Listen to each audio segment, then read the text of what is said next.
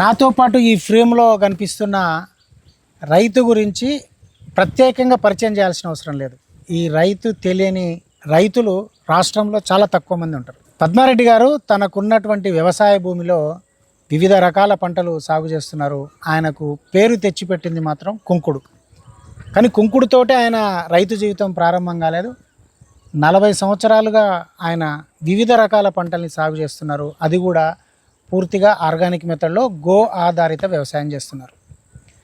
కేవలం గో ఆధారిత వ్యవసాయం ద్వారానే లాభాలు తీసుకోవడంతో పాటు కొన్ని వందల మంది రైతులకు ఆయన ఆదర్శంగా నిలిచారు. ఎందుకంటే ఇక్కడికి నిత్యము పదుల సంఖ్యలో రైతులు వచ్చి ఈ ఫామును చూసి ఆయన ఆర్గానిక్ వ్యవసాయ విధానాన్ని పరిశీలించి కొంత నేర్చుకొని ఇతర రైతులు కూడా పద్మారెడ్డి గారి విధానాల్ని అమలు చేస్తున్నారు. కేవలం రైతులు మాత్రమే కాదు, ప్రభుత్వ ఆధ్వర్యంలో ఉన్న సంస్థల నుంచి కూడా, ముఖ్యంగా హార్టికల్చర్ డిపార్ట్మెంట్ నుంచి, కేవీకేల నుంచి, ఇట్లా ప్రభుత్వం నుంచి ట్రైనింగ్కు తీసుకొచ్చే బ్యాచ్లు కూడా ఆయన ఫామ్ని విజిట్ చేసి ఆయన అనుభవాలు తెలుసుకొని తమ ఆర్గానిక్ వ్యవసాయాన్ని కొనసాగిస్తున్న రైతులు కూడా ఉన్నారు. సో ముందు ఆయన ఏ పంటతోటి అసలు వ్యవసాయం స్టార్ట్ చేసిర్రు, ఫస్ట్ కెమికల్ ఫార్మింగ్ చేసిన ఆయన అసలు ఆర్గానిక్ ఫార్మర్గా ఎందుకు మారాల్సి వచ్చింది, కేవలం గో ఆధారిత వ్యవసాయాన్ని ఎట్లా నమ్ముకున్నారు, ఆయన వ్యవసాయ విధానం గురించి, పంటల గురించి, ఈ వివరాలన్నీ మనం ఈ వీడియోలో తెలుసుకుందాం. మీరు చూస్తున్నారు భూమిపుత్ర, నేను క్రాంతి.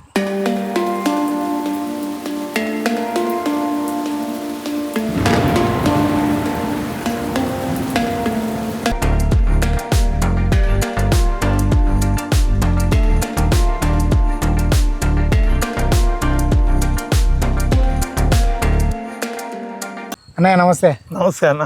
సో అసలు మీరు ఎట్లా వ్యవసాయంలోకి ఎట్లా వచ్చారు, ఫస్ట్ మీరు స్టార్ట్ చేసిన పంట ఏముంది? ఫస్ట్ అందరికీ నమస్కారము. ఓకే. ఫస్ట్ నేను వ్యవసాయంలోకి ఏంటంటే నాకు 18 years వయసు ఉన్నప్పుడు, 18 సంవత్సరాల వయసు ఉన్నప్పుడు వ్యవసాయానికి తప్పనిసరి ఫస్ట్లో రావాల్సి వచ్చింది. ఓకే. వచ్చి నేను అప్పుడు వ్యవసాయం మొదలుపెట్టిన క్రమం ఫస్ట్లో మాత్రం అప్పటికి నేను వ్యవసాయానికి వచ్చినప్పుడు మా తాతయ్య గారు, మా మామగారు వాళ్ళంతా ఆమ్దాలు, సజ్జలు, కొంచెం భాగం వరి, మెయిన్ ఎక్కువ పంట ఆమ్దాలు, సద్దలు, వర్షాధార పంటలు పండించారు, మెట్ట పంటలు. పండించే క్రమంలో మేము వచ్చిన తర్వాత కొద్ది రోజుల తర్వాత అప్పుడు మోటార్లు ఉండే, మావులకు మోటార్లు కొట్టేది. నేను వ్యవసాయానికి వచ్చిన కొత్తలో మోటార్లే ఉన్నాయి. మోటార్ నేను కూడా కొట్టా. మోటార్ కొట్టి కొద్ది రోజులు అయిన తర్వాత ఆయిల్ ఇంజన్లు వచ్చినాయి. ఆయిల్ ఇంజన్ల తర్వాత మా దగ్గర నాకు అంతే 87, 88లో మళ్ళా ఇది కరెంట్ కూడా వచ్చింది. అక్కడి నుంచి కరెంట్ మోటార్లు పెట్టాం, వ్యవసాయం స్టార్ట్ అయిపోయింది.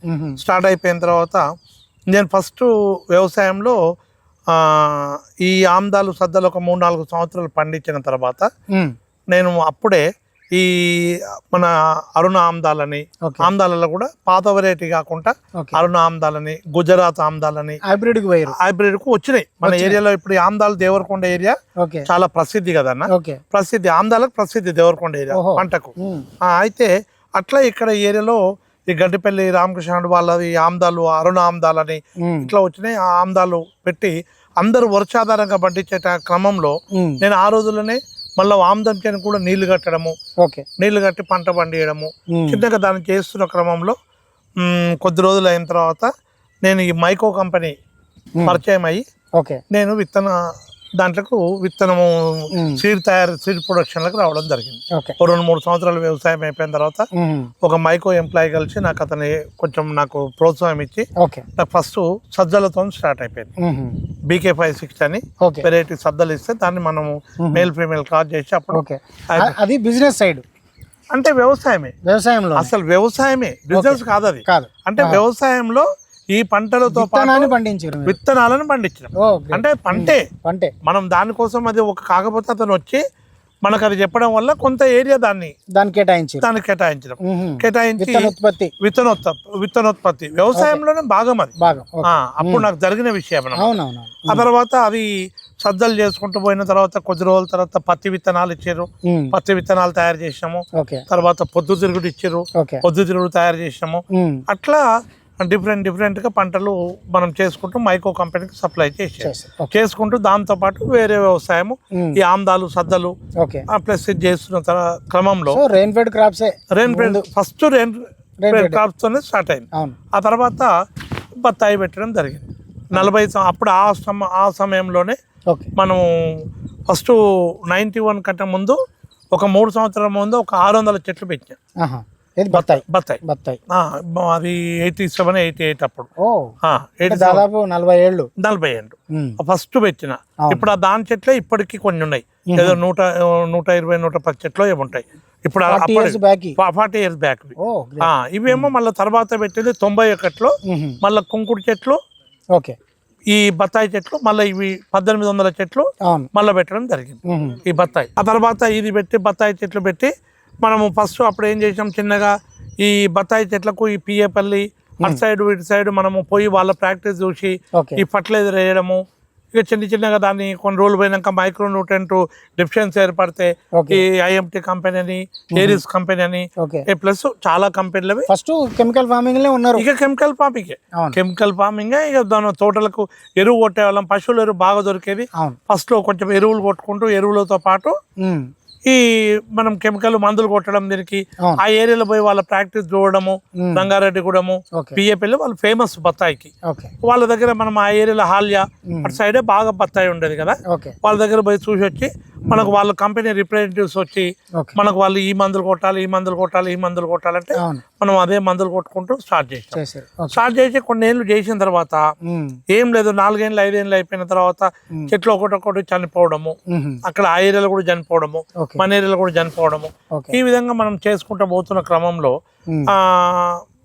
విచిత్రం ఏంటంటే పంట పండే ప్రతిసారి ఎన్నో కొడి చెట్లు చచ్చిపోయేది.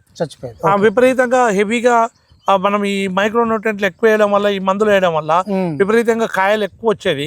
అంటే ఎక్కువ కాయలు ఇవ్వాలనే ఉద్దేశంగా దాని తోటను ఎక్కువ వాడు పెట్టి దాని అప్పుడు ఫస్ట్ మనం పాదులు పెద్ద డబుల్ రింగ్ సిస్టమ్ లో పాదులు చేసి మళ్ళీ డ్రిప్ వచ్చింది తర్వాత. కానీ డ్రిప్ ఉన్నా కూడా మనం రింగులు చేసి తప్పకుండా దాంట్లో ఈ పండించేవాళ్ళం. ఇక ఈ మందులు కొట్టి విపరీతంగా మందులు వేయడము, డిఏపి యూరియాలు వేయడము, ఈ మందులు వేయడము. ఇక ఎప్పుడు ఏదో ఒకటి కెమికల్ ఫస్ట్ లో కొంచెం స్టార్ట్ అయిన కొత్తలో కొంచెం తక్కువనే అనిపించింది. ఇన్కమ్ కూడా కొంచెం మిగిలిన అనిపించింది. రాను లేబర్ కాస్ట్ పెరిగింది, ప్లస్ ఈ మందులు కొట్టడం కాస్ట్. మైక్రోన్యూట్రియంట్ ఫస్ట్ పెద్దగా ఏం కొట్టకపోయే వాళ్ళం. ఈ పశువుల ఎరువు రాను పశువుల ఎరువు తగ్గిపోయింది. ఈ కెమికల్ ఫార్మింగ్ ఎక్కువ అయిపోయింది. డిఏపీలు ఎక్కువ వేయడము, అది ఏమంటే యూరియా వేస్తే ఏమంటే పచ్చగా అవ్వడము, ఎక్కువ పిందెలు రావడము, కాయలు ఎక్కువ వస్తాయని, దానికి మళ్ళీ బోరాన్ కొట్టాలని, పొటాష్ కొట్టాలని, ఇట్లా అన్ని స్ప్రేలు ఒకటోటి ఆ రైతు పండించాడని మనం ఆయన 12 టన్నులు తీసిండు, 10 టన్నులు తీసిండు అని మనం 13 తీయాలి. ఇట్లా ఓ కాంపిటీషన్ లా విపరీతంగా కొట్టుకుంటూ పోతే ఇక చెట్లు చనిపోవడం మొదలైపోయిన తర్వాత మనం ఇంచుమించు ఓ 20 సంవత్సరాల దాకా కెమికల్ అనే ఉన్నాక ఇక ఆ తర్వాత మనం ఇప్పుడు ఒక 18 ఇయర్స్ ఇంచుమించు ఓ 18 సంవత్సరాల నుంచే మనం ఆర్గానిక్ చేస్తారు. ఫస్ట్ ఆర్గానిక్ మొత్తం కూడా చిన్న టైం ఏం కాదు. ఫస్ట్ లో మొత్తం ఆర్గానిక్ కూడా ఏం కాదు, చిన్నగా ఈ అర్థమైపోయింది అనమాట. ఓ స్టేజ్కి వచ్చినాక ఎరువు బంద్ చేసాం, ఎరువు దొరకకుండా అయిపోయింది, కాస్ట్లీ అయిపోయింది.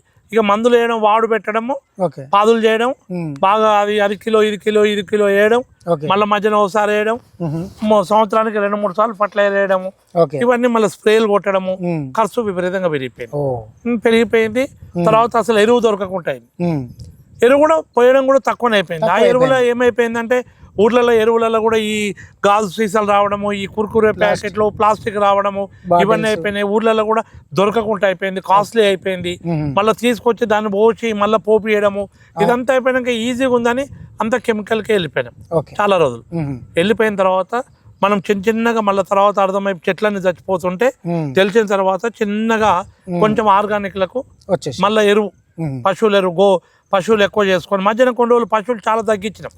ఆ మేపెటోళ్ళు లేరు, ఇవి లేరు అని తర్వాత పాల్గొనుకోవడము, ఓ స్టేజ్ పాల్గొనుకోవడం కూడా జరిగింది.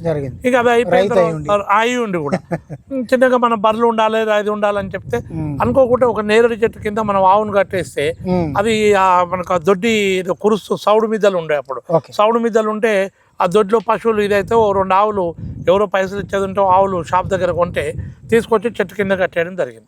నేరేడు చెట్టు అప్పటికి అది కాస్తలేదు, అడవి నేరేడు చెట్టు చిన్న పండ్లు, అడవిది అనమాట చెట్టు. కాయకపోతే చెట్టు కింద జనరల్ గా మనం నీడ కోసం చెట్టు కింద కట్టేసారు. కట్టేస్తే అదే చెట్టు అనమాట, ఆ నేరేడు చెట్టు. దాని కింద కట్టేసాక ఆ సంవత్సరం విపరీతంగా నేరేడుకాయలు కాసింది. ఎన్నడగాయని అరే ఏంద్ర నాయన ఇది ఇట్లా కాసిందనే ఉద్దేశంగా అరే ఎరువుమయమనే ఇది ఈ ఆవు మూత్రం అని చిన్నగా అవేర్నెస్ వచ్చి కొంచెం పేపర్లలో చూడడము, బయట ఈ ఆర్గానిక్ మీద చిన్నగా అక్కడక్కడ స్పీచెస్ వినడము, ఇవంతా అర్థమైపోయిన తర్వాత ఇంకా ఫస్ట్ మనము ఎరువులు కొని పోయడం మొదలుపెట్టాం. పశువుల ఎరువు కొని పెట్టిన తర్వాత మనం ఈ ఆవు మూత్రం మనకు మొత్తం తోటలో ఎన్ని రకాల క్రాప్లు ఉన్నాయన్నా? ఇప్పుడు మనకు బత్తాయిలో 5 రకాలు ఉన్నాయి, 6 రకాలు ఉన్నాయి. 6 ఒకటి జంబేరన ఫస్ట్ పెట్టింది, ఇది 36 సంవత్సరాలు. ఇప్పుడు ఈ అవపడే చెట్టు 91 మనకి ఇలా కనపడేది, ఇప్పుడు కనిపించేది 91 15th ఆగస్ట్ రోజు పెట్టింది. 90 కరెక్ట్ 15th ఆగస్ట్ 35-36 ఏళ్ళు అవుతుంది. ఆ కుంకుడు చెట్లు ఇవి ఒకే రోజు పెట్టాం మొత్తం. ఇది 91లో పెట్టాం జంబేరా. ప్లస్ తర్వాత కొన్ని రంగాపూర్ చెట్లు ఉన్నాయి. ఆ తర్వాత ఒక 4 years బ్యాకే 40 నెలలు అయింది. ఇప్పుడు 40 నెలలు 50 నెలలు, కొంత 50 నెలల కింద బ్రెజిల్ ఆరెంజ్ పెట్టాం. తర్వాత 40 నెలల కింద న్యూ సెల్లార్ గోల్డ్, మాల్టా బత్తాయి, మాల్టా జఫా, మొత్తం 6 రకాలు. ఇవి మొత్తం మన దగ్గర ఉన్న బత్తాయిలో 6 రకాలు ఉన్నాయి. ఎక్కువ చెట్లు మాత్రం ఇది ఇప్పుడు న్యూ సెల్లార్ గోల్డ్, మాల్టా బత్తాయి ఇప్పుడు ఎక్కువ చెట్లు ఉన్నాయి. బ్రెజిల్ ఆరెంజ్ 1200 చెట్లు ఉన్నాయి. ఇది ఒక 1800, ఇంకా కొన్ని చనిపోయినాయి, కొన్ని మళ్ళీ ఉన్నాయి. మళ్ళీ వెనక చేరి కొన్ని మధ్యన పెట్టే చెట్లు కూడా ఉన్నాయి ఇలా. ఈ 32 చెట్లల్లో అప్పుడు ఆ రోజుల్లో పోయినాక మళ్ళీ మధ్యన ఉసిరి చెట్లు పెట్టుకున్నాం. కొన్ని మళ్ళీ బత్తాయి చెట్లు పెట్టాం. ఉసిరి కూడా ఉంది మనకు. ఆ ఉసిరి కూడా ఇప్పుడు 600 చెట్లు, 600 నుంచి 700 చెట్లు ఉసిరి ఉన్నాయి. ఉసిరి కూడా ఉసిరి 4 రకాలు ఉన్నాయి. ఉసిరిలో 4 రకాలు ఉన్నది. ఇప్పుడు అంటే 6 రకాలు పెట్టాం, కానీ 4 రకాలు సక్సెస్ఫుల్ గా ఉన్నాయి. ప్లస్ అన్నమాట. ప్లస్ ఇక కొబ్బరి ఉంది, ప్లస్ జామ ఒక 30 ఎకరాల దాకా. అంటే ఈ బత్తాయిలనే ఒక వరుస జామ, ఒక వరుస బత్తాయి, ఇంటర్ క్రాపింగ్ బత్తాయి. అంత ఏరియా కలిపితే అది ఇది కలిపే అంత ఉంటది. కానీ మనకు సేమ్ అంత మొక్కల సంఖ్య చూస్తే డబల్ ఉంటది. 9 ఫీట్ల కోటి పెట్టాం. ఎక్కడ చూసినా మన దాంట్లో అంతా ఇప్పుడు ఇన్ని తోటలకు ఈ మొత్తం విస్తీర్ణానికి మీరు ఆధారపడ్డది గోమూత్రం, గోపేడ అంతే. తరి పొలాలకు కూడా అదే అన్నమాట. అయితే ఆ తర్వాత మనం అది అర్థమైపోయిన తర్వాత నేను ఇది ఎట్లా కాదు, మనం ఎట్లా చేయాలి, ఈ మూత్రం ఇదంతా పోయి అల్లకు పోతుంటే వేస్ట్ అయితే ఎప్పుడు దొడ్లో అవి వర్షం పడితే ఆ సౌడు మీద గురించి ఆ పెండ ఎత్తి కుప్పలు కట్టడానికి ఒక 5-6 రోజులు చాలా తిప్పలు పడేవాళ్ళం. మాది గచ్చు మిద్దె కాదు, సౌడు మిద్దెనా. సౌడు మిద్దెలలో అప్పుడు అంతా ఊర్లలో పెద్ద వ్యవసాయాల్లో ఈ గచ్చు మిద్దెలు సౌడు మిద్దెలే ఉండేది. కానీ వర్షం వచ్చినప్పుడు అది కింద అంతా మట్టి నేల కదా, మట్టి నేల మీద ఈ గడ్డేసి అప్పుడు పెద్ద వంగడాలు కదా నాకు గడ్డి కూడా. అప్పుడు ఆ గడ్డి వేస్తే అది గడ్డి తీయలేక పిడిసలు కట్టి ఇంతలో కుప్పలు పడేది. దొడ్లో వర్షం పడ్డ రోజు కుప్పలు వేయాలంటే ఒక 3 రోజులు అదొక పని, పెద్ద ఇదేది. ఇంకా అది మళ్ళీ ఎత్తి పెంటలు పోయాలంటే కూడా పని అయ్యేది.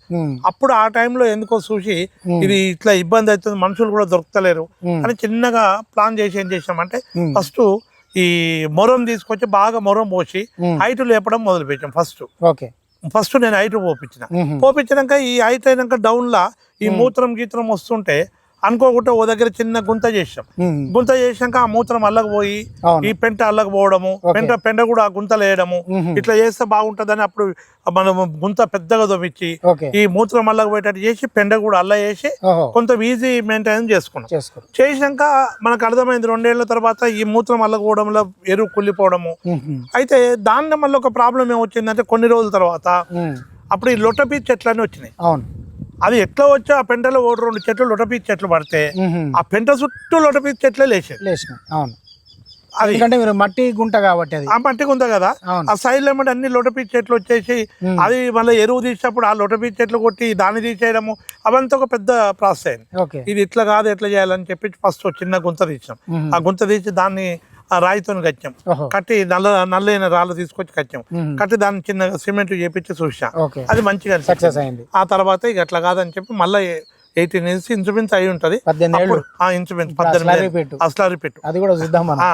అప్పుడు ఇక దీని ఇట్లా కాదు, మనకి ఇట్లా వ్యవసాయం ఉంది, మనుషులు లేరు, ఈజీగా ఉండాలి అని చెప్పి అప్పుడు దొడ్డి మొత్తం కాంక్రీట్ చేపించేసి సిమెంట్ చేపించి దాన్ని మొత్తం అల్లకు మన ఆవులు కట్టేసే ప్లేస్ అంతా సిమెంట్ చేపించి ఓకే ఫస్ట్ మిద్దే ఉన్నది, తర్వాత రేకులు వేసిన. ఓకే అడుగు మాత్రం మొత్తం బాగా ఎత్తు లేపి ఈ కంప్లీట్ వచ్చిన మూత్రం గాని పెండ గాని నీళ్లు కొడితే పెండ కూడా పోయేటట్టు ఓకే ఫస్ట్ కొన్ని రోజులు పెండ కూడా ఎత్తుకపోయి అల్లేసాం.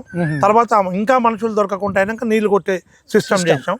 ఇదంతా ఒక మనిషి చేసుకునేలా తయారయ్యారు. ఇప్పుడు ఇంకా ఈజీ అయిపోయింది, ఒకటే మనిషితో ఈజీగా అయిపోయింది. అంటే మధ్యలో చాలా ఇబ్బందులు పడ్డాం, అనుకున్నంత ఈజీగా కాలేవు. ఆ దెబ్బలు తగులుతా ఉంటే చాలా మార్పులు చాలా కొన్ని ఇదైనాయి. కొన్ని రోజులు తెలియక ఈ స్లర్రీకు ఇళ్ళకి వచ్చినాక పచ్చిపెండ ఏమంటే మురుగక ముందే పొలాన్ని కొట్టి తెగుళ్ళు తగిలించుకున్నాం. చెట్లు కూడా ఎండబెట్టుకున్నాం. కొన్ని బత్తాయి చెట్లకు స్లర్రీ పచ్చది పోసి అది కుళ్ళిపోక ముందే మేము పోసి చెట్లు కూడా అదే ఒక విధమైన ఇది అయిపోయి చెట్లు కూడా చచ్చిపోయినాయి. అది కూడా ఇప్పుడు సేమ్ ఈ వైరస్ చెట్లు చచ్చిపోయినాయి. పెండ పోచి కూడా చెట్లు చంపినాం కొన్ని ఫస్ట్ లో. చాలా ఇబ్బందులు జరిగినాయి. ఒకే రోజు ఇదంతా ఏం కాలేదు. ఆ అనుభవంతో చేసుకుంటూ వచ్చిన తర్వాత అప్పుడు మళ్ళీ దీన్ని పెద్ద సంపు చేసుకొని ఈ పెండ వచ్చిన తర్వాత కుళ్ళిపోయిన తర్వాత ఇక దాన్ని ఫస్ట్ డ్రిప్పుల ద్వారా పంపుదామని డ్రిప్పులో ట్రై చేసి ఫెయిల్ అయిపోయినా. డ్రిప్పులు ఫెయిల్ అయిపోయినా అంటే డ్రిప్పులు ఏం చేసినామంటే ఎవరో చెప్తే దాన్ని ఒడబోసి దాన్ని గుంతలకి యువతలకు వచ్చేటట్టు చేసి అది చేసాం. కానీ ఏ విధంగా చేసినా డ్రిప్పులలో సక్సెస్ కాదు. 600 చెట్ల నుంచి 800 చెట్లు ఫోర్స్ తో పారేటట్టు మనం ఈ ట్యాంక్ ఎత్తులు కట్టుకొని మనం ఆ కరెంటు లేకుండా కూడా నీళ్లు కట్టుకోవడే డ్రిప్ నడిచేటట్టు ప్లాన్ చేసుకోవాలి. మోటార్ ఆన్ చేయాల్సిన అవసరం లేకుండా ఉన్నప్పుడు పెట్టుకునేది, లేనప్పుడు ఇట్లా పెట్టుకొని ఇట్లా చేసుకున్నప్పుడు ఆ సంపులకు కూడా ఈ పెండను మొత్తము మోటార్ పెట్టి ఆ సంపులకు కొట్టి నీళ్ళలో కలిపి అట్లా చేసాం. ఎన్ని తీర్లు చేసినా చాలా ఇబ్బందులు పడ్డాము. పంపులలో ఇరికింది, డ్రిప్లలో ఇరికింది. ఎన్ని జాగ్రత్తలు తీసుకున్నా సక్సెస్ కానప్పుడు మళ్ళీ ఏం చేసినామంటే ఇట్లా కాదని చెప్పి పైప్ లైన్ ఇచ్చినాం. ఫస్ట్ ఈ డ్రిప్ లో లైన్ ఉంది కదా, డ్రిప్ లైన్ కి డ్రిప్ల సబ్ అవన్నీ గేట్ వాళ్ళు బంద్ చేసి మెయిన్ పైప్ లో ఎమ్మడి పెండ తీసుకుపోయి కడదామని కొన్ని రోజులు ట్రై చేస్తే లాస్ట్ గా పెండ అలానే మిగిలి మనం మళ్ళా సైడ్ గేట్ వాళ్ళు ఓపెన్ చేసినప్పుడు మళ్ళీ ప్రాబ్లం అయ్యేది. ఇట్లా కాదని చెప్పి మళ్ళా మెయిన్ పైప్ లైన్ 3 ఇంచుల pipe line separate line centre line వేసుకపోయి 6 లైన్ల కాడ ఒక అవుట్లెట్ ఇచ్చుకుంటా దానికి మనము స్ప్రింక్లర్ పైపులు 20 ఫీట్ల. ఆ రోజుల్లో నేను 22 ఫీట్లకు చెట్టు ఇచ్చాను. 22 ఫీట్ పాదు స్ప్రింక్లర్ పైప్ వేస్తే మనం అల్లకు పారేటట్టు. ఇచ్చింది సక్సెస్ అయిందా? ఇంకా సక్సెస్ అయింది. అప్పుడు ఏం చేసామంటే ఈ అవుట్లెట్ పెట్టి ఒక స్ప్రింక్లర్ పైప్ ఒక చెట్టు కాడికి వేస్తే ఆ స్లర్రీ అల్ల పోస్తుంది కదా, పోసినాక దానికి ఇంకో పైపు దొడుకోవడం అట్లా వెళ్ళిపోవడం. అట్లా 8 పైపుల వరకు అట్లా వెళ్ళిపోయి మళ్ళీ అవే లైన్ తీసి ఇంకో లైన్ వేసుకోవడం, మళ్ళీ అట్లా రివర్స్. సో మీరు దాదాపు మీరు స్లర్రీ స్టార్ట్ చేసినప్పటి నుంచి ఇప్పటి వరకు ఇంకా మీరు దాని మీదనే ఆధారపడ్డారు. దాని మీద 1-2 సంవత్సరాలు మళ్ళీ దాన్ని ఇది స్లర్రీ కట్టుకుంటే కూడా కొంచెం మందులు కొట్టుకుంటే చివరికి బాగా తగ్గించుకుంటూ వచ్చిన మొత్తం ఎమ్మడి తగ్గియలేదు. చిన్నగా ప్రాక్టీస్ చేసుకుంటూ తగ్గించుకుంటే ఇప్పుడు మొత్తం తగ్గించుకొని 100%. ఇప్పుడు మనకి ఎంత తప్పదు అనుకుంటే 1% ఎప్పుడో, అది కూడా ఆవు మూత్రము ఇంకా కొంచెం ఇన్నోవేట్ గా చేయడం తప్ప మాక్సిమం 99%. 1% వదిలిపెట్టండి. 100 అని చెప్పకపోయినా 99% మనము స్లర్రీ మీద గోదావరితో వ్యవసాయానికి వెళ్ళిపోయాం. అంటే దిగుబడిలో ఏమైనా తేడా అనిపించిందా? చాలా తేడా కెమికల్ ఫార్మింగ్ మన గోదావరి దానికి చాలా తేడా ఉంటది. క్వాలిటీ తేడా ఉంటది. పండ్లు చాలా టేస్ట్ కూడా చాలా ఇది ఉంటది. జ్యూస్ వచ్చే విధానం కూడా. అయితే నీకు కెమికల్ ఫార్మింగ్ లో ఏం లేదు కానీ ఎమ్మడ స్పీడ్ గా నల్లగా అవుతుంది. ఎక్కువ పిందెలు పూత ఎక్కువ వచ్చినట్టు అనిపిస్తుంది కానీ చనిపోవడం కూడా అట్లే చనిపోతుంది. ఇది ఏమో డ్రాపింగ్ ఉంటది. ఇది స్లోగా రావడము, స్లోగా వచ్చింది, స్లోగా చాలా రోజులు మంచిగా సస్టైనబుల్ గా ఉండడము, మనకు క్వాలిటీ గానీ ఎక్కువ రావడము, సైజు కూడా ఆ షైనింగ్ గానీ ఏదైనా 100% దీనికి దానికి చాలా తేడా. దాని ఎంతసేపున వారం రోజులే మెయింటైన్ చేయగలుగుతాం. వారం నుంచి 10 రోజులు నువ్వు పెస్టిసైడ్ గానీ ఈ కెమికల్ ఫర్టిలైజర్ పోతే 15 రోజుల్లో నువ్వు మెయింటైన్ చేయగలుగుతావు. నువ్వు సంవత్సరానికి 2 సార్లు స్లర్రీ గానీ, పశువుల ఎరువు గానీ, ఈ జీలుగు జనుము గానీ, పచ్చిరొట్ట ఎరువులు గానీ ఇవి మెయింటైన్ చేస్తే సంవత్సరానికి 2 సార్లు మనం వేసుకోగలిగితే బ్రహ్మాండంగా సక్సెస్ అయిపోతుంది.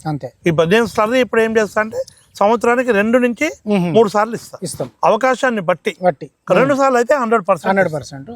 అవసరం ఉంటే మూడోసారి కూడా. ఇప్పుడు మన దగ్గరికి ఎందుకంటే నాకు తెలుసు మీ ఫామ్ కి చాలా మంది రైతులు వస్తారు. అవునన్న. దాదాపు ప్రతిరోజు వస్తూనే ఉంటారు. అవునన్న. ప్లస్ గవర్నమెంట్ నుంచి కూడా వస్తుంటారు. అవునన్న. అంటే మీరు 18 ఏళ్ళ నుంచి వస్తున్నారా లేకపోతే 5-6 ఏళ్ళ? లేదన్న, 18 ఏళ్ళ నుంచి. కాకపోతే నాకు అప్పుడే మనకు నాకు ఆ రోజుల్లో రాజశేఖర్ గారి పీరియడ్లో ఒకసారి అవార్డు ఇచ్చారు. ఓకే. ఆ ప్లస్ ఆ తర్వాత మన ముక్తేశ్వరరావు సార్ కలెక్టర్ ఉన్నప్పుడు ఓకే. నల్గొండలో అప్పుడు నాకు బెస్ట్ ఫార్మర్ అవార్డు వచ్చింది. ఓకే.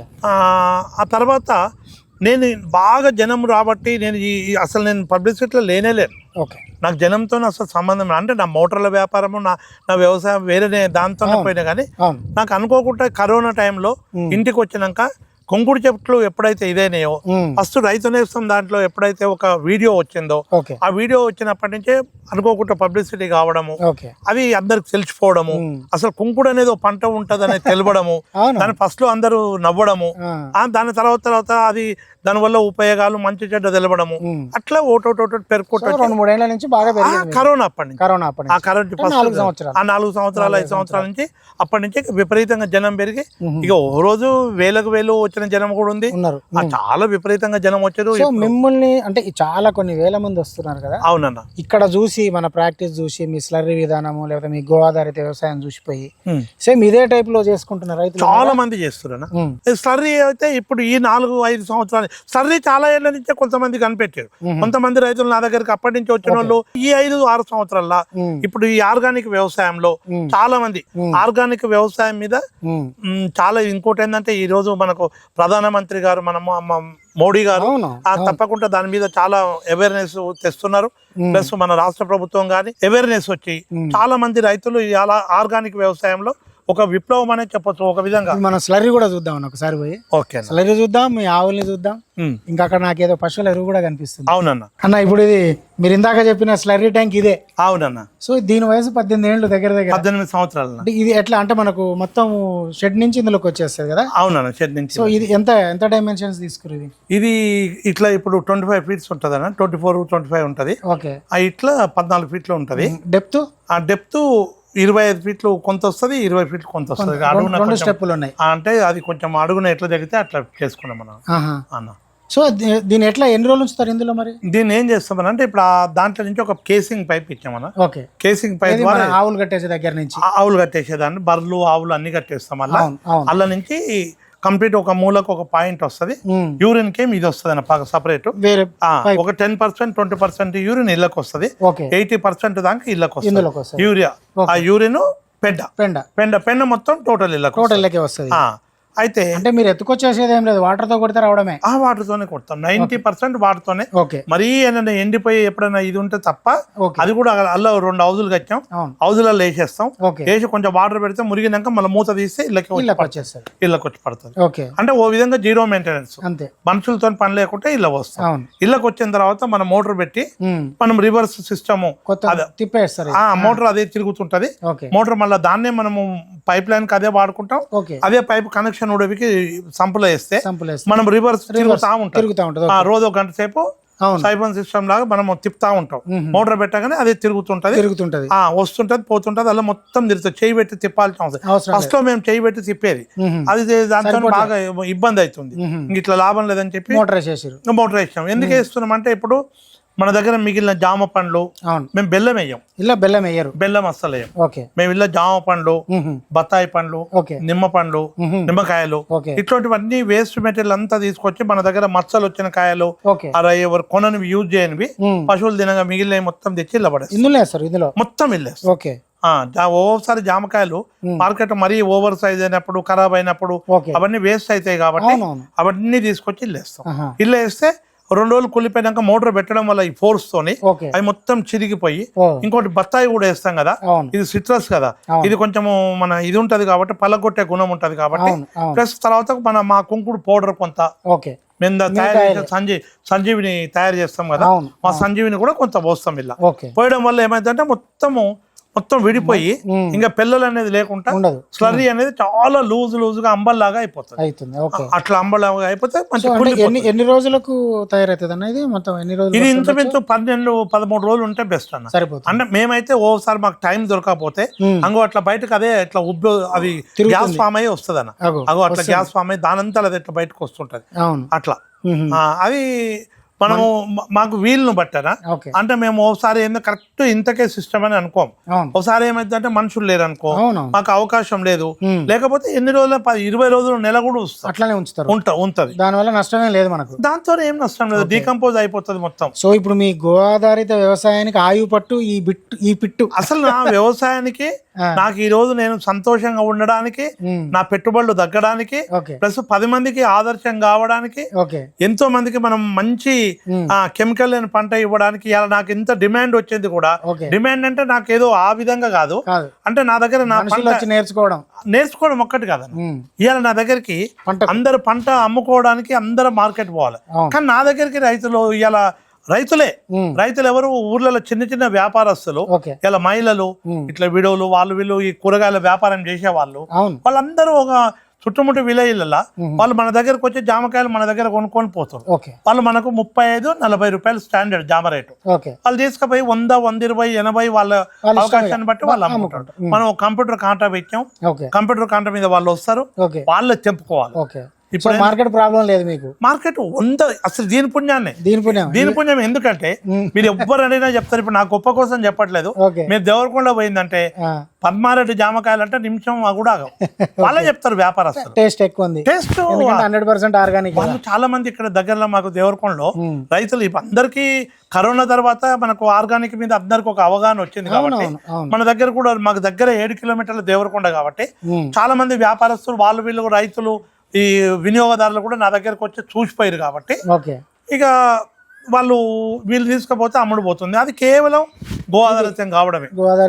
ఈ పిట్టు మీరు ఈ స్లర్రీ ఇప్పుడు మనకు ఎన్నో విధాలా మనకు ఉపయోగపడ్డది. గో ఆధారితం జీవామృతాలు నేనేం చేయను, నేను వాటి జోలికి పోనా.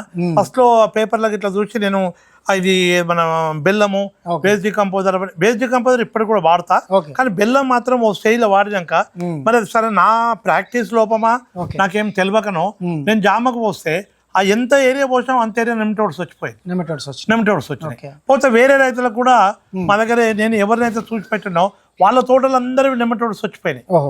సో బెల్లం ఎఫెక్ట్ నాకెందుకో అనిపించింది, అది నిజం కావచ్చు కాకపోవచ్చు. అందుకే ఏమంటే మీరు ఇప్పుడు ఇంటర్వ్యూలు చేసిన వ్యక్తులనే ఒక్కొక్కరిది ఒక సిస్టమ్ ఉంది, ఒక్కొక్కరిది ఒక అనుభవం.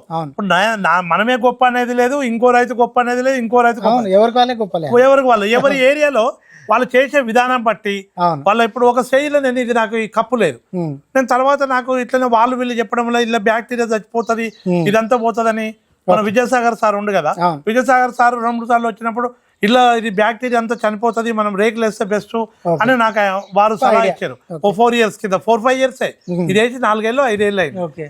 సాగర్ సార్ ఈ కప్పేసాం. అట్లా మనము మళ్ళీ పాత రేకులు తెచ్చి కప్పేసాం. వేసాక కొంత ఈ బాయిల్ ఈ గ్యాస్ ఫామ్ అవడం అనేది కొంచెం తగ్గింది. కొంత ఇప్పుడు మీ మొత్తం వ్యవసాయానికి ఇక్కడి నుంచే ఎరువు సరఫరా. ఇప్పుడు అక్కడ నాకు ఇక్కడ ఫామ్ కాకుండా పక్కన ఒక ఫామ్ ఉందా, ఆ ఫామ్ లో కూడా సేమ్ ఇదే కట్టుకున్నా. ఇక్కడ ఒక సంప్ ఉంది, అక్కడ కొన్ని ఆవులు పెట్టుకున్నా, ఇక్కడ కొన్ని ఆవులు పెట్టుకున్నా. కంప్లీట్ ఇది ఏం చేస్తా అంటే దీనికి టెన్షన్ లేదు, ఖచ్చితంగా 4 రోజులకే కట్టాలి 6 రోజులకు కట్టాలని టెన్షన్ లేదు. నాకు ఎప్పుడు వీలైతే అప్పుడు సంవత్సరానికి బత్తాయికి 2 సార్లు నుంచి 3 సార్లు ఇస్తా. పోతే జామ తోట, కుంకుడు తోట ఇదంతా కంప్లీట్ మన కొబ్బరి తోటకు డైరెక్ట్ అది తరిపోలేము కాబట్టి అది డైరెక్ట్ పారిస్తున్నా. చెట్లకు మాత్రం చెట్టు మొదట పోస్తాము, కాదు పైప్ లైన్ ద్వారా. ఇప్పుడు సెంటర్ లాగా పైప్ లైన్ వేసాం కదా, ఆ 20 ఫీట్ల స్ప్రింక్లర్ పైప్ తీసుకుపోయి ఆడ పెడితే పాదులు లేకున్నా సరే పోతే మన చెలకలనే కదా పోయేది, చుట్టుముట్టు పోవడం వల్ల ఏం నష్టం అయ్యేది లేదు కదా. ఇంచుమించు 200 లీటర్ల దాకా పోస్తాం ఒక్కొక్క చెట్టుకు ఇంచుమించు 100-200. అది కొలత లేదు, మోటార్ స్టార్ట్ అయింది కదా, ఆ పోసేటప్పుడు మేము పైపు తగిలిచ్చే లోపల మస్తుగా అయిపోతుంది చుట్టుముట్టు.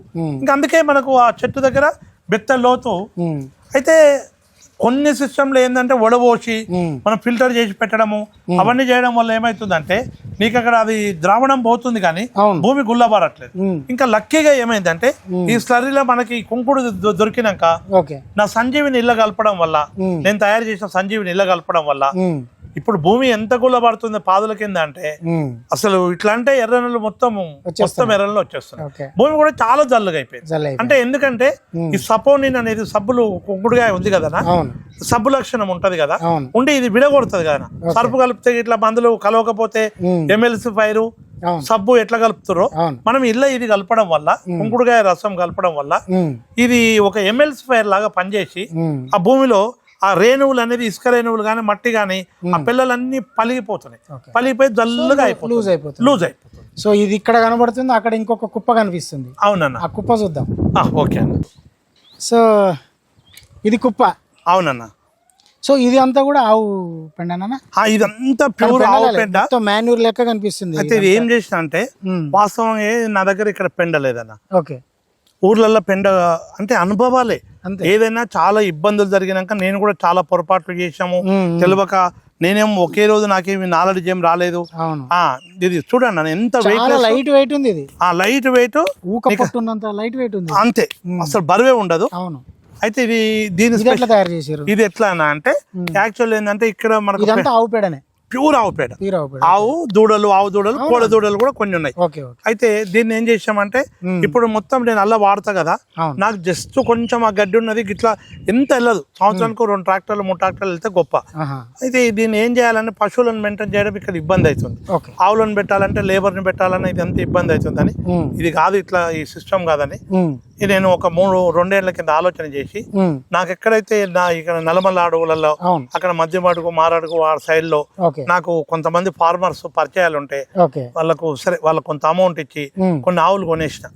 అయితే అక్కడ ఆవులు వాళ్ళకు కొంత ఇన్వెస్ట్ ఇచ్చి ఈ పాలు మీరు తాగండి, ఆవులను మీరు మెయింటైన్ చేయండి, వచ్చిన దూళ్ళు ఇవన్నీ నాకు సంబంధం, మీకు జీతం ఇస్తా, తక్కువ జీతాలు. వాళ్ళను కొంతమంది ప్రోత్సహించి వాళ్ళ దగ్గర ఈ పెండ మొత్తం ఒక దగ్గర పండబెట్టి వాళ్ళ మంద పెట్టించి ఆ మంద ఇది చేసిన తర్వాత 6 నెలలు 7 నెలలు అయినాక ఇంకో మంద పెట్టించి ఒక 3-4 కుప్పలు చేసి దాన్ని జేసీబీ పెట్టి మొత్తం తిరగొట్టించి ట్రాక్టర్ పెట్టి ఒకసారి మొత్తం తొక్కిస్తారు. కళ్ళం తొక్కిస్తాం.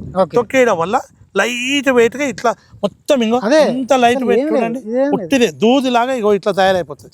చూడండి కదా, పౌడర్ ఏం లేదు. నీకు ఇప్పుడు బ్యాగ్ మొత్తం నింపితే 10-12 కిలోలకు ఎక్కువ రాదు. 50 కిలోల బస్తా నింపితే 10 కిలోలకు ఎక్కువ, అంత లైట్ వెయిట్. ఇప్పుడు వేసుకోవడం ఈజీ అయింది. ఒకసారి వేస్తే 2-3 సంవత్సరాలు పని చేస్తుంది ఇది.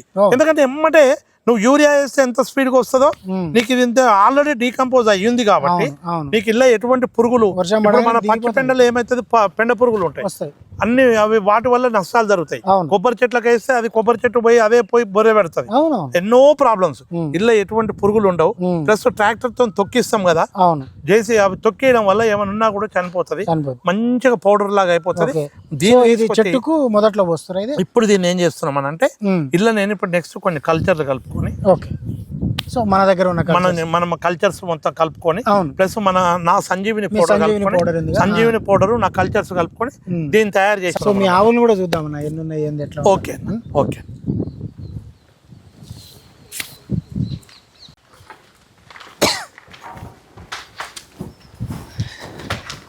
సో ఇది ఇప్పుడు మీ గోశాల ఇది?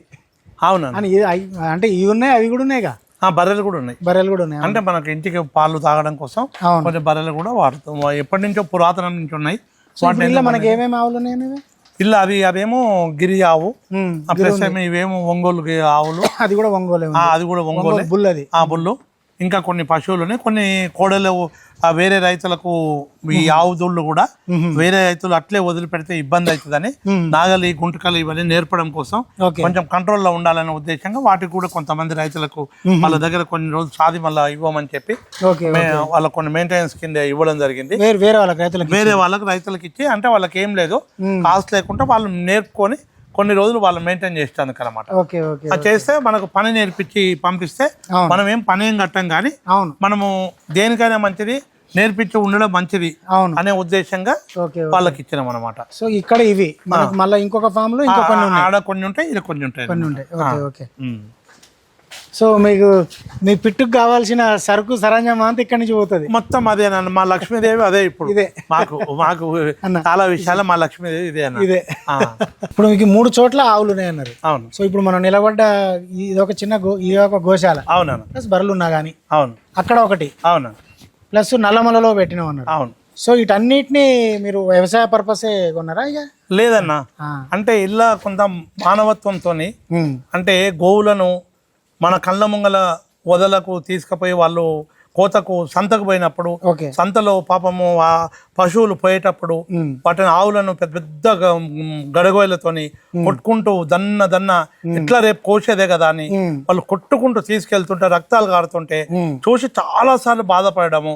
వాటిని ఆ గోశాలను మనము పాలు తాగే వాటి మంచి మంచి దూడలు పెట్టి బ్రహ్మాండంగా ఉపయోగపడే పశు సంపద ఈ విధంగా నాశనం అయిపోతుంది.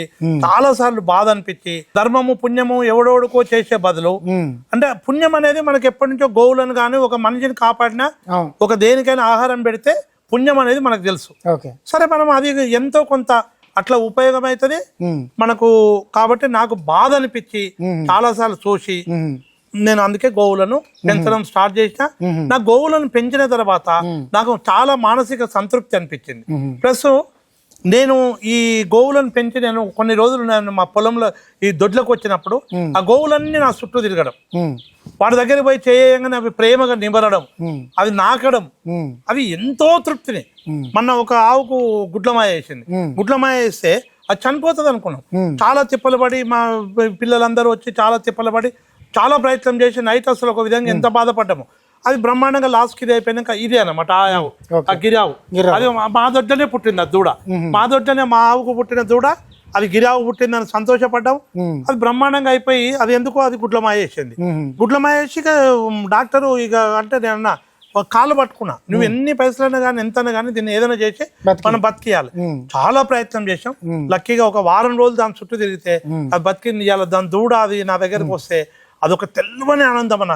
ఎన్ని సంపాదించినాడు కూడా ఆనందం లేదు, కానీ దాంట్లో ఒక ఆనందం ఉంది. అట్లా నాకు గోవులు స్లాటర్ హౌస్ కు పోయి కూడా కొన్నారా మీరు? నేను అసలు నా దాంట్లో ఉన్న ఎన్ని స్లాటర్ హౌస్ పోయేవి. ఫస్ట్ లో నేను కొన్నాయన్ని స్లాటర్ హౌస్ పోయేవే. అలా నా దగ్గర కొంతమంది మోటార్లు తీసుకున్న రైతులు కూడా వాళ్ళు ఈ పైసలు కట్టడానికి ఆవులు అమ్మనీకపోతున్నామంటే వద్దురా నాయన నువ్వు ఆవు అమ్మొద్దు, ఆవు నేనే కొనుక్కుంటా. 3,000కు పెట్టే ఆవు 5,000 కూడా ఇచ్చిన.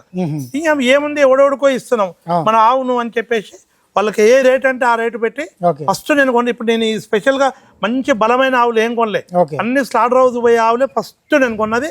అవే నాకు ఇవి ఇంత ఉపయోగమైంది. అవే దూళ్ళు పెట్టి సంతతి పెరిగి. కాకపోతే ఇప్పుడు కూడా నాకు బాగా ఇంకా పెంచాలని ఉంది, కానీ మనుషులు ఇలా మనుషులు మెయింటైన్ చేయడం కష్టమవుతుంది. మేత గానీ కట్టేయడం గానీ వాటికి ఆర్థిక సంపద దానికి మేత పెట్టడానికి నాకు ఇబ్బంది లేదు, కానీ మనుషులను మెయింటైన్ చేయడం ఒకటి ఇబ్బంది అవుతుంది. అయితే మనకు ఒకటి ఏంటంటే మనకి ఎంత వీలైతే అంతే పెట్టి వాటిని పెంచి కూడా వాటికి మేత సరిగేయక వాటికి తిండి సరిగా పెట్టక గొప్పల కోసము నేను ఇన్ని ఆవులు పెట్టినా అన్ని ఆవులు వేస్తున్నాను గొప్పలు చెప్పుకొని దాన్ని కడుపెండ పెడితే వేస్ట్. కాబట్టి నాకు ఎంత అనుకూలం ఉందో అంతే ఆవులను పెంచుకుంటూ వేరే రైతులు ఇప్పుడు నా దాంట్లో కోడలు ఆవులు వస్తే వేరే రైతులను కూడా కొంతమందికి ఇచ్చేసి మీరు వాళ్ళని మీరు దున్నుకోండి, మెయింటైన్ చేయండి, తర్వాత మేము అడిగినప్పుడు ఇద్దువని.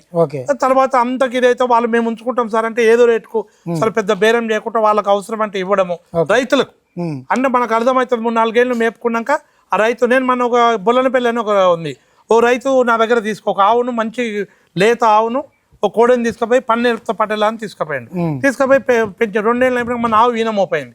పటేలా మేము పాలు తాగుతాం పటేలా, మేము నీ పుణ్యాన్ని అది ఇది అన్నారు. చలో అన్న యాక్చువల్ చాలా కాస్ట్ అవుతుంది అది. ఆయన అన్నాక మాకు ఈ పట్టెలు అన్నారు. సరే ఓ నామినల్ రేట్కి ఎంతో రేట్ చేసి ఫ్రీగా ఏమి ఇవ్వలే, నామినల్ రేట్ తీసుకొని ఇచ్చేసిన. నాకు తృప్తి ఉంది, నా ఆవులు ఆడ ఉంది, నా కోడి ఆడ ఉంది, నాకు కోతకు అమ్మలేదు, ఒక రైతు దగ్గర ఉంది అనే తృప్తి నాకు మానసికంగా ఉంది. కాబట్టి నేను గోవులను మాత్రం కొంత కాపాడినట్లయితుంది అనేది నా ఉద్దేశంగా నేను చేయడం జరిగింది. అయితే పద్మారెడ్డి గారి దగ్గరికి నేను ఒక 2-3 సార్లు వచ్చిపోయినా, వీడియోలు చేసేందుకు వచ్చినా మామూలుగా కూడా వచ్చిపోయినా. అయితే ఇక్కడ ఒక ప్రత్యేకమైన ఒక విషయం గురించి మనం ఈ వీడియోలో కూడా చెప్పాలి. ఎంతమంది వచ్చినా పద్మన్న భోజనం పెడతాడు రైతులకు. అంటే ఇక్కడ ఒక నిత్యాన్నదాన సత్రం నడుస్తూనే ఉంటుంది డైలీ. ఎంతమంది రైతులు రాని 100, 200, 300 ఎంతమంది వస్తారు రైతులు, ఎంతమంది వచ్చినా ఆయన దగ్గర భోజనం ఉంటుంది. అన్నపూర్ణ సత్రం ఒక విధంగా. సో మీకు ఈ కాన్సెప్ట్ ఏందన్న అంటే చాలామంది అంటే ఖర్చుతో కూడుకున్న పనే భోజనం పెట్టడం, మంచి సంస్కృతినే అన్న ఆకలి తీర్చడం అన్నది. కానీ ఒక్కరికి, ఇద్దరికి, ముగ్గురికి, 10, 20 కానీ మీరు 100 మందికి పెడతారు. అంటే ఎట్లా సాధ్యమవుతుందో అసలు ఎందుకు ఆలోచించారు అట్లా? నేను మళ్ళీ వ్యవసాయానికి వచ్చిన తర్వాత ఊరికి వస్తే ఏమైంది, ఇది మాదొక పల్లెటూరు, మారుమూల పల్లెటూరులో ఇక్కడ వస్తే నా దగ్గరికి రైతులు వచ్చేది. వచ్చిన నాడు వాళ్ళ పాపము ఫస్ట్ వచ్చే వాళ్ళ టెన్షన్ ఏం పడేది, భోజనం ఏడ దొరుకుతుంది, మనకి హోటళ్ళు ఉంటాయా, అది ఇది అని ఆలోచన. ఇది కాదు అని చెప్పేసి అక్కడి నుంచి భోజనం పెట్టిన తర్వాత కొంతమంది, నాకు చిన్నప్పటి నుంచి కూడా కొంచెం అలవాటు ఉంది, దాంతో ఇంటికి వచ్చిన వాళ్ళు ఫస్ట్ మనం గౌరవించాలి. ఎంత ఖర్చు అవుతుంది అయితే ఏం రోజు 2,000, 5,000, 10,000 కావచ్చు. ఈ భోజనం ఇప్పటి వరకు నేను సంఖ్య చెప్పను, కానీ 7 నెలల నుంచి పెడుతున్నారు. నేను కరోనా అప్పటి నుంచి కరోనా అప్పటి నుంచి నేను లెక్క అసలు ఎంతమంది వచ్చారో నేను లెక్క కూడా చెప్పలేదు. అంతమంది వచ్చారు, అంతమందికి పెడుతున్నాము. నేను పెట్టడము మళ్ళీ దానికి కూడా కామెంట్ 1-2 తావాళ్ళు ఏం కామెంట్స్ వచ్చినాయంటే, భోజనం చెప్పేది టీవీలో చెప్పాలనా అది అని ఒకరిద్దరు అడిగారు. అంటే యాక్చువల్ నేను ఏమంటున్నా అంటే, నా దగ్గర భోజనం పెడతా అని తెలిస్తే రైతులు నిర్భయంగా వచ్చేటోడు కూడా పోతే ఆయన దగ్గర నాకు నైట్ అయినా కూడా ఆయన పద్మారెడ్డి ఖచ్చితంగా భోజనం దొరుకుతుంది. వాళ్ళకి లేక కాదు, ఒక ఊరికి ఒక కరువు అంటే రైతు వాళ్ళకి డబ్బు లేనోడు ఏం కాదు, భోజనానికి వాళ్ళకి కరువు ఏం లేదు, వస్తుంది. కానీ మన దగ్గర ధైర్యంగా రావాలి. నేను మనకు దొరుకుతుంది అన్నప్పుడు మంచిగా వాళ్ళు ధైర్యంగా ప్రశాంతంగా ఉంటారు, టెన్షన్ ఉండదు. కాబట్టి వాళ్ళకి నాణ్యమైన భోజనం పెడితే మనకు తృప్తి. కాబట్టి యూనివర్సిటీ వాళ్ళు వస్తారు, చాలా స్టేట్లు, ఛత్తీస్గఢ్ వాళ్ళు వచ్చారు, అది పోతే ఆంధ్రప్రదేశ్ వాళ్ళు వచ్చారు, కర్ణాటక నుంచి వచ్చారు, మనకు ఒరిస్సా నుంచి వచ్చారు, చాలా స్టేట్ రైతులు వస్తారు. కేవీకేలు చాలా కేవీకేలు వచ్చినాయి. ఇట్లా చాలా మంది ఏం నేర్చుకొని పోతారు, మీరు ఏం చెప్తున్నారు వాళ్ళకి అంటే ఏం లేదన్నా, వాళ్ళు మన దగ్గరకు వస్తారు. అసలు నిజంగా ఈ రోజు యూట్యూబ్లలో వాడు అసలు వ్యవసాయం చేయనోడు కూడా ఎవడెవడో మేము అది ఇదని ఏదేదో చెప్తారు కదా, అసలు నిజమా కాదని మన దగ్గరకు వస్తారు. వాళ్ళు వచ్చినాక, రైతులు వచ్చినాక ఫస్ట్ మన కుంకుడు తోట చూస్తారు. కుంకుడు అనేది తోట ఉంటదా, నిజమా కాదని ఫారెస్ట్ క్రాప్ కదా, అది చూస్తారు. ఆ తర్వాత బత్తాయి అసలు ఆర్గానిక్ ఎట్లా చేస్తారు, నిజమేనా కాదా అని చూస్తారు.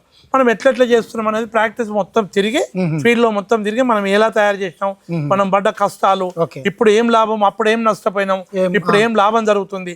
ఇలా ఆర్గానిక్ లో కూడా కొన్ని ఇబ్బందులు ఉన్నాయి.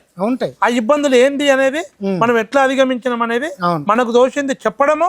వాళ్ళ నుంచి కూడా నేను కొన్ని కొత్త విషయాలు నేర్చుకున్నాను. ఇప్పుడు మీకు 40 ఏండ్ల వ్యవసాయ అనుభవం. అవునన్న. అందులో దాదాపు 18 సంవత్సరాలు ఆర్గానిక్ వ్యవసాయ అనుభవం. అవునన్న. సో ఆర్గానిక్ వ్యవసాయంలోకి వెళ్ళాలనుకుంటున్న రైతులకు మీరు ఏం చెప్తారు? నేనేమంటున్నా అంటే, మనం ఈ భూమి మీద ఎప్పటికేం ఉండం, చనిపోవడం శాశ్వతం కాదు, చనిపోవడం అనేది గ్యారంటీ. అయితే ఈ రోజు మనకు చాలా విషయాలు బయటపడ్డాయి. ఇప్పుడు వ్యవసాయంలో కూడా ఈ ఫస్ట్ కెమికల్ వచ్చినప్పుడు దాన్ని జాగ్రత్తగా వాడుకొని ఎంతవరకు వాడితే బాగుండేది. కానీ దాన్ని విచ్చలవిడిగా మితిమీరి వాడడం వల్ల ఈ రోజు చాలా మందికి జబ్బులు. నా మిత్రులే ఎంతో మంది క్యాన్సర్ తో చనిపోయారు, నా బంధువులు చనిపోయారు. ఎంతో మందికి ఇలా ప్రతి 50 మంది ఉంటే అలా 10 మందికి క్యాన్సర్ ఉందో ఏమో మనకు తెలియదు. అసలు క్యాన్సర్ ఒకప్పుడు టీబీలు ఇట్లా ఎట్లా చెప్పారో, తర్వాత షుగర్ గురించి, షుగర్ బీపీ క్యాన్సర్ అన్నారు. కాబట్టి మన ఇండియా యావరేజ్ అన్న 1,00,000 మందిలో 80 మందికి క్యాన్సర్ ఉంది. లెక్కలు 1,80,000. ఓకే, చిన్న సంఖ్య ఏం కాదు అది. అవును, కొన్ని ప్రాంతాలలో 100-120. పంజాబ్ లో మాల్వా అని ఒక ప్రాంతం ఉంటది, పత్తి రైతులు పురుగు మందులు కొడతారు. అక్కడ 136 మంది క్యాన్సర్ ఉంటది లక్షలు. మరి ఇది మనకు తెలుస్తుంది. మన దగ్గర కూడా చూసి నా ఫ్రెండ్సే 3-4 దేవరకొండలో నా ఫ్రెండ్సే 3-4 క్యాన్సర్ తో చనిపోయారు. మంచి వాళ్ళకు మందు అలవాటు లేదు, వాళ్ళకి ఎలాంటి చెడ్డ స్మోకింగ్ లేదు. నేను వాళ్ళ పేరు చెప్పకూడదు కాబట్టి చెప్పట్లేదు, కానీ వాళ్ళు క్యాన్సర్ తో చనిపోయారు. అంత నాణ్యమైన జీవితం గడిపారు, కానీ వాళ్ళకి క్యాన్సర్ వచ్చింది. అంటే కేవలం ఫుడ్డే, పురుగు మందుల అవశేషాలు ఈ ఫుడ్ తోనే చాలా ఇదవుతుంది.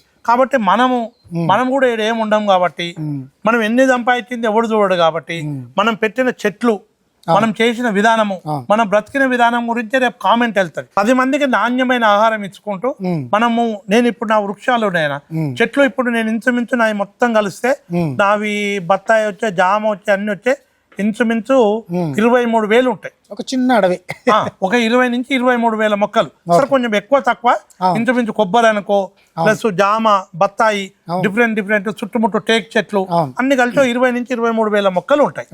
అంటే ఓ 23,000 చెట్లు నేను సాతున్నా కదా. అవును. దాంతో ఇంతమందికి ఆక్సిజన్ దొరుకుతుంది, ఓకే. మనము పండ్లు దొరుకుతున్నాయి, డిఫరెంట్ నేరేడు పండ్లు వంతున్నాయి, జామ వంతుంది, బత్తాయి వంతుంది, నిమ్మ వంతుంది, సీతాఫలం ఉంది, కొబ్బరి ఉంది, అవును. డిఫరెంట్ ఉంటాయి, ఉసిరి ఉంది. ఉసిరి ఉంది.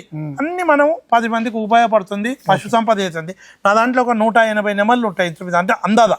మీరు చూసి ఏడు చూసినా పిట్టలే ఉన్నాయి మన తోటలో, అవును. విపరీత తేనె చెట్టలు ఉన్నాయి. ఉమ్. ప్రకృతి మనం ఈ ఆర్గానిక్ వచ్చినాక తేనె చెట్టలు విపరీతంగా ఓకే. అట్లా ప్రకృతి పరంగా మనకి ఎన్నో విధాలుగా చాలా మంది ఈ రోజు అవేర్నెస్ వస్తుంది. ఓకే. ఇంకా కూడా మారాలే జనం కూడా. ఇలా రాష్ట్ర ప్రభుత్వం గాని, కేంద్ర ప్రభుత్వం గాని, హార్టికల్చర్ డిపార్ట్మెంట్ గాని, అందరు మీ మీడియా మిత్రులు గాని అందరికి చాలా అవేర్నెస్ వచ్చింది. సో మీకున్నవన్నీ కూడా పండ్ల తోటలు. అవునండి. ఒక మన కుంకుడు గాని పక్కన పెడితే బత్తాయి ఉంది, ఇందులో జామ ఉంది, అవునండి, అదేవిధంగా కొబ్బరి ఉంది, కొబ్బరి, గిన్నె పండ్లు. అవును. అంటే ఈ కోతుల పెడద ఏం లేదా మీకు? విపరీతమైన కోతులు పెడుతుందన్న. ఇప్పుడు ఈ రోజు ప్రధాన సమస్య రైతులకు, ఒకప్పుడు ఆర్థిక సమస్య ఉంటే ఆర్థిక సమస్యతో పాటు ఇప్పుడు కోతులు ప్రతి ఊరిలో, ఈ ఊరు ఆ ఊరు అని చెప్పకుండా ప్రతి గ్రామంలో ఇలా కోతులది వ్యవసాయ పరంగా కాకుండా ఇండ్లల్లో ఉండలేని పరిస్థితి ఏర్పడ్డది. చిన్న చిన్న పిల్లలను కరవడము, వాళ్ళు ఏదో పండ్లు ఏవో బయలుదారిలో తీసుకెళ్తుంటే వాటి మీద ఎగబడి గుంజుకోవడం, అవి వాటి ఆకలి బాధ, వాటితోని ఇండ్లలో పెట్టుకోలేక ప్రతి ఊర్లో ఇప్పుడు సోలార్ అయిపోయింది, ఇండ్లలోకి వెళ్ళి బయటకు వెళ్ళలేని పరిస్థితి అయిపోయింది. వాటికి కూడా విపరీతంగా ఇబ్బంది అయ్యి చాలా ఇబ్బంది అవుతుంది. కాబట్టి నాకు అనిపిస్తుంది ఈ మధ్యకాలంలో నాకు ఎందుకో ఈ వారం రోజుల నుంచి ఒక ఆలోచన వస్తుంది. ఇప్పుడు మనము గోశాలలు ఎట్లా పెడుతున్నామో, ఇన్ని రోజులు గోశాలలు పెడుతున్నాం కదా, ఇప్పుడు మనము ఈ కోతులు వస్తే మనము ఆంజనేయ స్వామి దేవతా స్వరూపం అని, మూగజీవులను చంపొద్దని, దాన్ని కొట్టొద్దని మనం కొట్టాం. సరే, ఎవడెవడు కొడితే కూడా వేరే వాళ్ళు కొట్టొద్దు, అట్లట్ట కొడతావు పాపం అని అంటారు. నిజం కూడా. అయితే ఈ రోజు గమ్మత్ ఏదైనా మనుషుల ఆకలి చావులు ఎట్లా చచ్చిపోయినాయో కోతులు కూడా చనిపోతున్నాయి ఊళ్ళల్లో. వాటిని ఒక్క అరటి పండు దొరికితే 20 కోతులు కిసకిస కొట్టుకుంటున్నాయి, కొట్టుకొని చాలా ఇబ్బంది పడుతున్నాయి. కాబట్టి నేనేమంటున్నా అంటే, ఇప్పుడు ఫస్ట్ మీరు మీడియా ద్వారా, మన భూమిపుత్ర ద్వారా నా రిక్వెస్ట్, ప్రభుత్వాలకు కానీ, సోషల్ రెస్పాన్సిబిలిటీ ఉంటోళ్ళు కానీ, మీ మీడియా మిత్రులు కానీ అందరూ నేనేమంటున్నా అంటే, ఈ గోశాలలు ఎట్లా పెట్టామో మనం మారుతిశాలలు కూడా పెట్టాలి. అంటే ఇప్పుడు నవ్వుతారో నాకు తెలుసు, అంటే మీరు ఆలోచన దీనికి ప్రత్యామ్నాయం లేదు. కొన్ని ఊర్లలో సర్పంచ్ గెలిచేటప్పుడు మేము కోతులు తీసుకుపోయి వేరే ఊర్లో వదిలిపెడతామని చెప్పిన వాళ్ళు కూడా వాళ్ళు వదిలిపెడితే అంటే అదొక పెద్ద సమస్య అయింది. అది సరే, వాళ్ళు వదిలిపెడుతున్నారు, మళ్ళీ ఊర్లోకి వచ్చినాయి, మళ్ళీ ఆ ఊర్లో పక్కకు పోతున్నాయి, అడవులలో దొరకలేవు. అయితే దొరకలేదు, వాటిని ఏం చేయలేని పరిస్థితి, సంతతి విపరీతంగా పెరుగుతుంది. కోతులు మా ఊర్లో ఒకప్పుడు ఒక 6 ఏళ్ల కింద ఒక 5 కోతులు 3 కోతులు ఏదో 2-3 కోతులు వచ్చినాయి. ఇలా ఎన్ని వేలు ఉన్నాయో మా ఊర్లో మాకే తెలియదు. 1000 ఏడ చూసినా కోతలే. ప్రతి ఊర్లో అదే ప్రాబ్లం. కాబట్టి దయచేసి నేనేమంటున్నా అంటే, ఇది ఒక ఉద్యమం లాగా చేపట్టి ప్రభుత్వం గాని, ప్రజలు గాని, ఈ ఇప్పుడు వీళ్ళు మూగజీవులను వీళ్ళను కాపాడే వాళ్ళు ఉంటారు కదా, వాళ్ళు కూడా నేనేమంటాను ఒక షెడ్ వేయాలి. గ్రామం వల్ల వేస్తారా, గ్రామంలో ఊరి బయట వేస్తారా, పొరంబోకుల భూములల్లా, లేదా అడవులలో వేస్తారా, నేనేమంటా జాలితోని ఒక చీప్ అండ్ బెస్ట్ లో, పెద్ద రేకులు అవసరం లేదు, దాని కప్పు కూడా అవసరం లేదు, ఉట్టి జాలితో కంట్రోల్ గా ఉండేటందుకు 1/2 ఎకర్ పెట్టి వాటికి అడవులలో దొరికి ఫారెస్ట్ డిపార్ట్మెంట్ కొంత శ్రద్ధ తీసుకోవాలి. అంటే వాళ్ళకు బాధ్యతలుగా తీసుకొని ఇలా పులులను, అడవిని రక్షించడానికి ఎట్లయితే చేస్తారో వీటిని కూడా తీసుకుపోయి వాటిలో వేస్తే రైతులకు మీరు ఒక చాలా పుణ్యం చేసిన వాళ్ళు అవుతారు. అంటే అందరూ కోతుల సమస్య ఉంది అంటారు కానీ దానికి ప్రత్యామ్నాయం ఎవరో ఒకరు మొదలు పెట్టాలి. నాకు అనిపిస్తుంది అన్నమాట. నేనేమంటున్నా అంటే, నాకు అనిపించే ఫస్ట్ దేవుడు దయ కుదిరితే నేనే ఒక షెడ్ వేద్దామని కూడా ఆలోచన ఉంది. అయితే నేనేమంటున్నా అంటే, ఇది ఛానల్ ద్వారా పోతే ఇప్పుడు నేను చిన్న ఆలోచన నాకు పుట్టింది. నేనేమంటున్నా, ఇది ఇంకా మీకు ఇంకో కొత్త ఆలోచన మీరు చెప్పే విధానాన్ని బట్టి, మీరు చెప్తే ఇంకో ఛానల్ వాళ్ళు చెప్పడము, హార్టికల్చర్ డిపార్ట్మెంట్ కానీ, అగ్రికల్చర్ డిపార్ట్మెంట్ కానీ, గవర్నమెంట్ కానీ, పోతే ఊర్లలో సర్పంచులు కానీ, ప్రజాప్రతినిధులు, పోతే మూగజీవాలు రక్షించేటోళ్ళు కానీ, పోతే కార్పొరేట్ రెస్పాన్సిబిలిటీ ఉంటే వాళ్ళు చెట్లు పెడుతురు కదా, వీటిని కూడా వాళ్ళు పుణ్యం ఉంటది కాబట్టి వాళ్ళు కూడా చెట్టు వేపించడం, మారుతిశాలలు పెట్టాలంటారు మీరు. మారుతి కోతులను రక్షించడానికి నువ్వు అడవులలో పెట్టి దానికి కుటుంబ నియంత్రణ అక్కడ పెడితే మీరు కుటుంబ నియంత్రణ కూడా చేయొచ్చు. ఉన్న కోతులు కొత్తది పెంచకుండా నువ్వు ఇక్కడ ఈ సంతతి విపరీతంగా పెరుగుతుంది. చంపడం పాపం, కానీ కుటుంబ నియంత్రణ చేయడం పాపం కాదు కదా. మన మనుషులకే కుటుంబ నియంత్రణ చేశారు కదా, కోతులకు కూడా కుటుంబ నియంత్రణ చేసి నువ్వు ఇప్పుడు చేస్తున్నారు కదా. ఇప్పుడు నీకు ఇవి దొరకవు, నువ్వు కుటుంబ నియంత్రణ ఎవరు చేయట్లేదు. ఇది ఒక మెసేజ్ రూపేనా మీరు దీని మీద పని చేసి మీరు దీన్ని ఎట్లా చేస్తారో మీరు ఇంకా నలుగురితో చెప్పించైనా దీన్ని మనం ఈ రోజు ఇది ఒక ఉద్యమ రూపం దాల్చి మారుతి చాలలు రావాలి. దానికి ఏం పేరు పెడతారో పెట్టండి. మీరు ముందు ఒకటి పెడితే దానికి ఏమైనా మళ్ళీ పర్మిషన్లు దాని మూగజీవాలు పెట్టే క్రమంలో కొన్ని ఇబ్బందులు జరగవచ్చు. అంటే ఎక్కడ మళ్ళీ దీనికి కొన్ని ఉంటాయి, బ్లేమ్ చేస్తూ ఉంటాడు. గోశాలలు ఎట్లా వచ్చినాయి, గోశాలలో ఏమో పాలు లాభము, పెండ లాభము, అన్ని లాభాలు ఉన్నాయి. కానీ దాంతో లాభం లేదు కదా, ఎమ్మటే కొంచెం అంత స్పందన ఉండదు. కానీ మరి ప్రత్యామ్నాయం కావాలి కదా. దేవుళ్లకు కొబ్బరి గుళ్ళు కడుతున్నాం కదా, ఈ గుళ్ళు కట్టే బదులు నేనేమిటి గుళ్ళు కట్టాలి. దాంతో పాటు ఆ మారుతిశాలకు కూడా కట్టి కుటుంబ నియంత్రణ చేసి ప్రభుత్వం ఎన్నో ఖర్చు పెడుతుంది, ఎన్నో స్కీమ్స్ పెడుతుంది. కాబట్టి ఇది ఒక స్కీమ్ లాగా పెట్టి అడవులలో, ఇప్పుడు మా దగ్గర నల్లమల్ల అడవులు ఉన్నాయి, అక్కడ 1 ఎకరం 2 ఎకరాలు మొత్తము జాలి షెడ్ వేస్తే పెద్ద ఖర్చు ఏం కాదు. అలా పెట్టేసి దాంట్లో నీటి తోటలు పెట్టేసి రోజు తీసుకుపోయి ఈ రైతులు ఇప్పుడు శ్రీశైలం పోతుందనా, పోతుంటే రోడ్డు పక్కన చాలా ఉంటాయి, రోడ్డు పక్కన ఉంటాయి కదా. నేనేమంటున్నా రోడ్లు వెంబడే పెద్ద మారుతిశాలలు కట్టాలి. కట్టేసి పోయేటోళ్ళు భక్తులను మొత్తం అరటి పండ్లు గిట్టి పండ్లు లోపలికి ఏమని చెప్పాలి.